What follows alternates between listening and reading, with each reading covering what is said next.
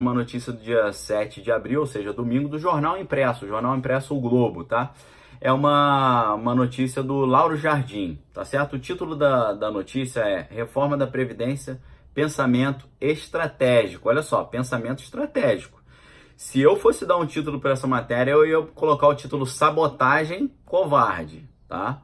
Ou Sabotagem Inaceitável, ou Covardia Total ou Traição da Pátria, tá? Vejam o que diz a matéria, tá? O nível de profundidade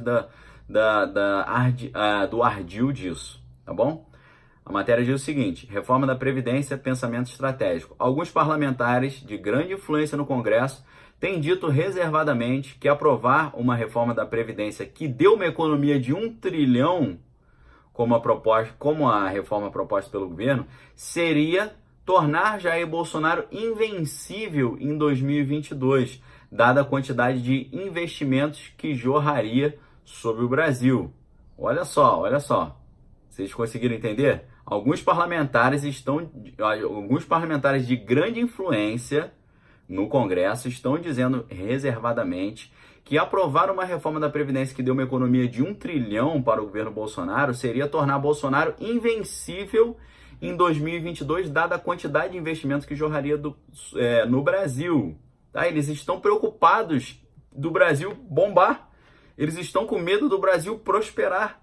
Eles estão com receio do Brasil se tornar uma potência e Bolsonaro ser o grande responsável por essa prosperidade. Vocês vejam, esses parlamentares de grande influência no Congresso estão pensando em sabotar a reforma da Previdência e destruir o Brasil para impedir Bolsonaro de levar os louros da vitória, levar o crédito pela vitória. Olha só, estão pensando em detonar com a economia brasileira, prejudicar a economia nacional. Isso é quase que um ato de traição à pátria, uma sabotagem nacional, tá certo? E a matéria conclui assim: por causa disso, sabendo que se a reforma da Previdência for aprovada na sua plenitude, Bolsonaro vai ter 1 trilhão de economia e jorrarão investimentos no Brasil. O Brasil vai viver um milagre econômico como nunca viveu. Por isso, continuando, eu estou lendo a matéria aqui, por isso, estrategicamente, esses congressistas avaliam aprovar uma reforma de metade desse valor, de 500 bilhões ou 600 bilhões, porque isso seria mais adequado. Olha só, eles estão querendo prejudicar a reforma, atrapalhar a reforma, fazer a reforma ter metade do seu poder, metade da sua potência, metade da sua abrangência, metade da sua força de restauração do Brasil, para evitar que Bolsonaro leve o crédito da... Se você vai ficar pensando se Bolsonaro vai levar crédito de alguma coisa, eu quero que o Brasil tenha emprego, eu quero que o Brasil prospere, eu quero que o Brasil tenha as indústrias funcionando, eu quero que o Brasil tenha ofertas de trabalho, invista em ciência e tecnologia, se torne uma potência, vença o crime organizado, vença a corrupção, dê a volta por cima de toda essa confusão que nós vivemos nos últimos anos. Mas não, o que Lauro Jardim está trazendo é um pensamento estratégico. Isso não é pensamento estratégico, isso é pensamento terrorista. Isso é uma sabotagem, isso é uma covardia. Você imagina quantas pessoas ficariam na miséria por causa disso? Quantas pessoas deixariam de ter uma oferta de emprego? Porque se jorrar bilhões de investimento no Brasil, isso significa abertura de porta de emprego. Isso significa famílias saindo da situação de miséria. Significa crianças tendo o que comer, significa pais tendo dignidade para trazer uma coisa legal para dentro de casa, para ter dignidade de ter um trabalho. Então, olha só, pessoal, congressistas de grande influência, segundo Lauro Jardim, estão pensando em sabotar a reforma da Previdência para impedir que Bolsonaro tenha essa economia de 1 trilhão, fique invencível em 2022 e que o Brasil bombe geral. Olha que absurdo isso, gente, que coisa absurda. Isso é uma coisa que o Bolsonaro precisa denunciar.